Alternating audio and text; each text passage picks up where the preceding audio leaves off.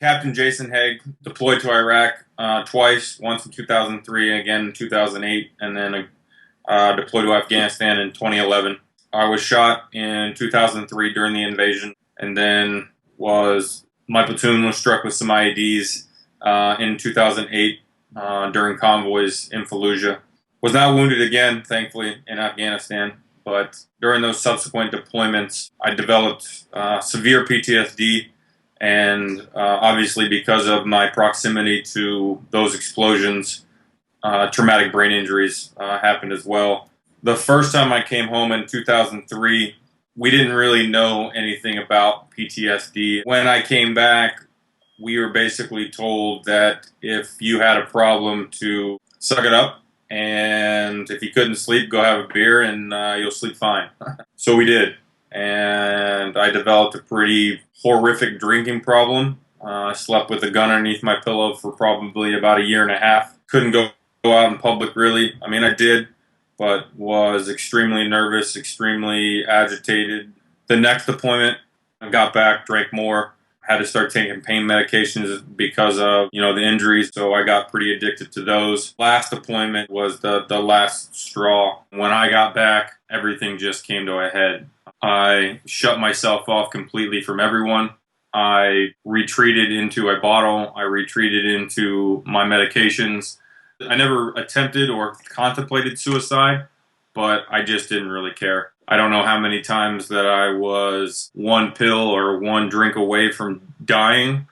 I'm sure it was numerous times. As many pain pills, Xanax, you name any controlled substance that the VA threw at me, I was taking it orally, snorting it up my nose, drinking on top of it, and just staring at the wall, watching the paint peel off of it. Selfishly, I knew that I had 3 kids. I knew my wife was going to take care of them, and I just didn't care. I didn't come out of my basement for a year and a half.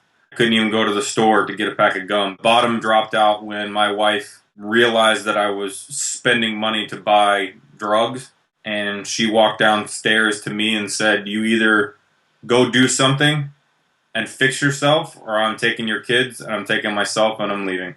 And she'd never done that. I mean, she'd stood by me for 14 years, put up with my shit, put up with me, let me sit in the basement for a year and a half, and finally was just like, you know what? You're killing yourself. You're killing this family.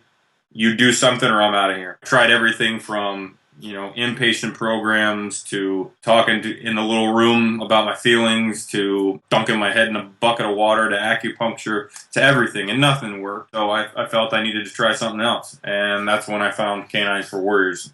They saved my life. I mean, that's the only thing I can say. If I didn't have Axel, I would be dead. There is no doubt about it in my mind. Axel is my service dog. He's a beautiful German Shepherd. I mean, he is amazing.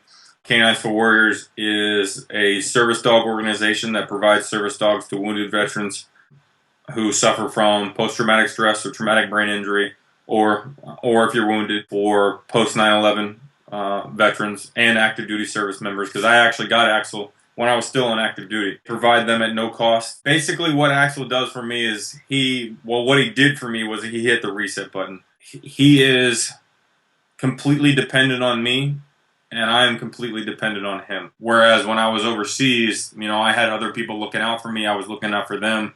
And when I came back, I didn't have that. I can't go out in public if I don't have Axel. Besides that, he watches my back. He finds my wallet. He finds my keys. Because of my traumatic brain injury, he does all kinds of things. He can do, and I could probably teach him to do anything that I wanted to. If he could fold laundry, it would be amazing. He has helped me reintegrate back into society and become a member of society again. PTSD is being at 8,000 miles per hour and not being able to hit the brake because you don't have anybody watching your back. Axel is that brake. He lets me relax and shut down my brain because he takes those corners. He takes those, my 6 for me, so I can shut my brain down and actually relax a little bit. I've gathered in talking to vets and guys that have sort of reached out for help and not wanting to reach out for help is that they always think there's somebody worse off than them, and that there's somebody else that always needs a dog before they do. Shut up and just go get the damn help, because it will change your life. That's why Canines for Warriors is there, is to give you that help and give you your life back. You went and protected our lives. Let us protect your life too and get you back out there.